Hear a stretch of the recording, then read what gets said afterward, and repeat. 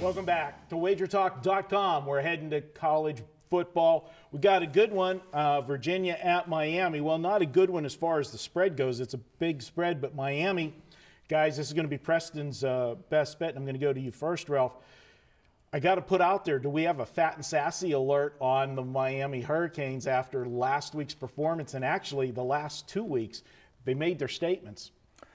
Well, let's see. 2 weeks ago, I went against Miami. I was wrong.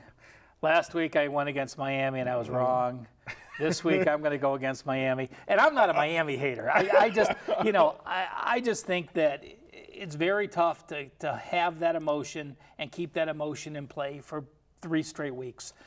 2 weeks ago was their biggest home game in a decade against Virginia Tech. Last week was their biggest home game this century, game day there against Notre Dame. And now they go from disrespected home dog in back-to-back games. I know they went favorite late, but they were basically a disrespected home dog in back-to-back games. And now they're a favorite of 18 points going up to 3 touchdowns. So again, it's not that I'm playing against Miami in this. If I had to pick a side, though, I would look to fade them off those 2 emotional wins. Preston, you look at this one in not only the setting of the magnitude of those last 2 games, and like I said, statement games because they were disrespected, but they were nationally televised night games in Miami. The crowd is going to be totally different.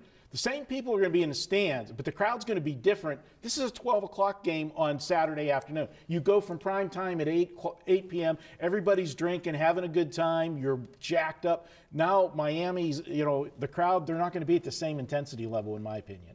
Yeah, that could be the point. Obviously, you're there throughout the day. You're probably tailgating and stuff these last 2 weeks and drinking until the night, and you're more rowdy. I think a lot of people are going to expect this as a play on Virginia because of the spot for Miami off those 2 emotional wins. It's not necessarily. People that have followed me, away from just these video breakdowns we do, I've broken down Virginia games throughout the season, and I've been really high on them and been right a lot of the time so far. They've had a really spectacular season in Bronco Mendenhall's second year there. And there's a reason, and there's been a few spots we've backed them that made a lot of sense. And it's something I actually noticed years ago when Bronco was still at BYU coaching there. He stems from, I think it was Oregon State. He was the defensive coordinator there, and he ran a 3-3-5, which no one really runs very much anymore. And he still runs a variation of it at Virginia. In the last year or 2 at BYU, he switched because they had so many good linebackers. He didn't want to take away from that. But a 3-3-5 is essentially what it sounds like. You have 3 defensive linemen, 3 linebackers, and 5 defensive backs. And what it does is it enables the defense to disguise blitzing angles and patterns and scheming with actual safeties, corners coming in, which quarterbacks in, honestly, this day and age in football, you just don't see it very often. And so what I noticed a few years back and started realizing was like a really nice angle was freshman quarterbacks or quarterbacks that just hadn't played yet couldn't do anything, especially in the first half, against Bronco Mendenhall defenses. I went to a BYU game in UCLA. A kid named Josh Rosen was a freshman. They were laying 17 at home. They took them 3 quarters. They had 3 points. They finally scored a touchdown in the 4th quarter. Last year, Lamar Jackson, Heisman hype, great season, laying 31 going into Virginia. They were losing outright, scored at the literal buzzer to force overtime, I think, and then they won in overtime. But Virginia covered 31 easily. This year went into Boise. Rippon never actually saw Bronco when he was at BYU against Boise. Rippon threw 2 interceptions. They were laying 14 at home. Virginia won by 20. Virginia goes on the road, or no, I think they were home the next game, but it was a bad spot. Dogs to Duke. Jones threw 3 picks, I think, and actually saw it even last year, threw 5 interceptions against the Virginia defense in his first season last year. They follow that up, UNC, not a great UNC team this year, but Virginia was still a slight favorite, I think, on the road, but they covered and won. Brandon Harris, never saw a defense like that in the SEC. 3 interceptions, no touchdowns. Malik Rozier, never seen anything like this. He's not a freshman, but he's a junior. It's his first real, quarterbacking season under center. And like you guys said, the pressure and coming off those 2 big games, the spot sets up really nicely for the offense, I think, especially Rozier to struggle throwing the ball and recognizing the blitzes and adjusting.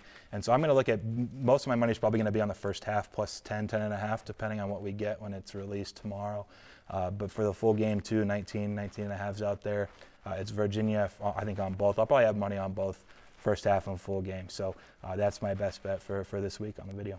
All right, good stuff. And just throw one more thing in there, that Miami defense, it's 4 straight games now, they forced 4 turnovers. They've been really good. But Miami's average score in ACC play is still only 27-16. They've won those games. I mean, you look, they had a 1-point win against Georgia Tech, 8-point win against Syracuse, 5-point against North Carolina. So against those teams they should have beaten by more when they were learning to be good, they didn't. Preston, you have anything you want to promote this week? Yeah, just my regular weekly package is the best deal to go with our volume. You know, man, with basketball going on, we'll have upwards of 20 plays this week, and you get it for $99. So that's the way to go. Check it out. And guys, check out this week. I've got a play. Actually, hopefully you're seeing this before it goes. I've got a big play Thursday night in the Pittsburgh Steelers-Tennessee game. You know my success rate with going with or against the Steelers. Nobody knows the Steelers the way I do, and I've got a big, rare 5% play on Thursday night. Check it out, and you can use coupon code ZEKE in the number 10 and save yourself $10 at Wager Talk. We'll be back with more here at WagerTalk.com.